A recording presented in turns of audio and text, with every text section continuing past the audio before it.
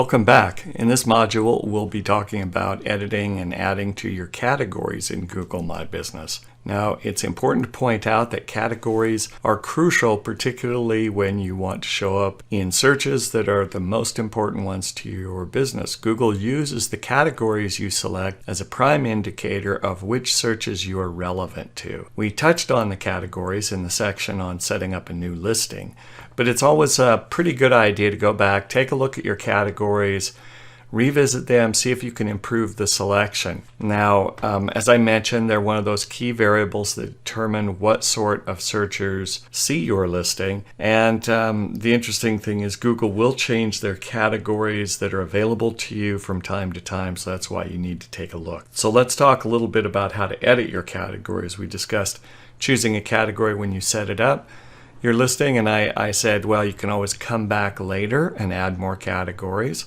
Now, the categories will appear under your business name. So here we are again back at the info tab of the Google My Business dashboard. And if you click on the little pencil icon next to whatever category you've selected right underneath your business name, it'll give you this category selection box, and then you will be able to select which category your business applies to. You can also select other categories as secondary categories to your business, and you choose the add another category choice in order to do that. And in this case, a number of categories we've selected already show up, and then you can always click at the bottom to add another category. So here, the key thing here is not so much the editing, it's in the finding the best category. And the thing that limits you is you have to choose from Google's own categories. As you start to type your listing, you're going to see possible matches from Google's database. In this case, I've started out with the word marketing, and then Google will give me potential matches.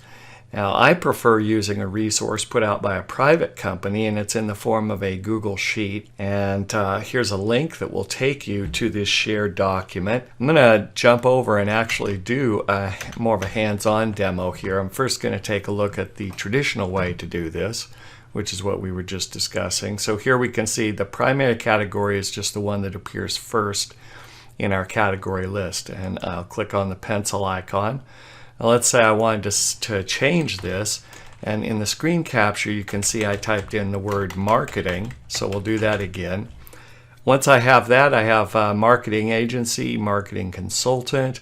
Both of those things would apply to us, and we've already selected those as secondary categories, but Google sometimes will go far afield. I don't know where they get car detailing service or metalworking shop for this particular choice. We've also got a wrestling school. So sometimes there doesn't seem to be a whole lot of rationale to the choices that Google offers you.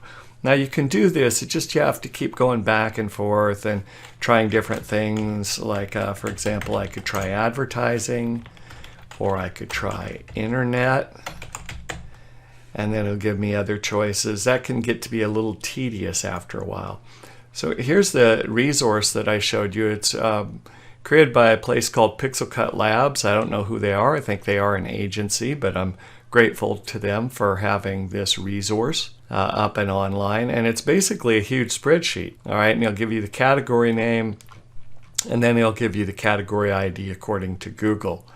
In this case, usually the way I will try to use this resource is I'll do a find on page. And of course, the way you do that is with Control F. Once I do a Control F, up here at the top, you'll see a search bar basically that says Find in Sheet. So now let me do the same thing that I had done before. I'm going to type in the word marketing. Now, when you do it this way, Google won't try to give you things like wrestler schools, because it'll only match any categories that have the word marketing in them. And once you type the word in, then Google Sheets will basically highlight any cell that has that description. So as I look down here, I can see, and I can also use the arrows here to go to the next, and go to the next category, marketing agency, marketing consultant, and so on and so forth. Here's a telemarketing service. This gives me kind of a better overview The other tool that I have available when I'm looking at the categories in this sheet is something called filtering. So if I go up here and choose data and then filter right here and say create a new temporary filter view, then what we can do is we can go over here to the three little arrows, and I can say, okay, I'm going to clear all these check marks. Right now everything is checked because everything is being shown. I'm going to clear those. Now let's type in the word marketing. So there I can see, okay, those are my various choices. I can select all of them and say, okay. And those are my choices. But then I can add to that filter as well. Let me click on it again. And now let me put in advertising and select those. Click OK.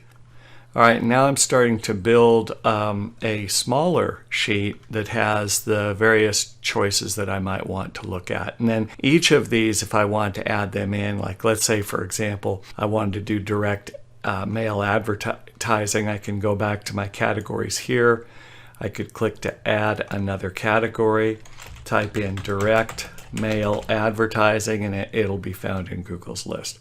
So I find that to be kind of a couple of different ways to look for a category, the categories that are most appropriate to you. Now, the one thing that Google warns against is don't put a bunch of categories here that are not related to your business.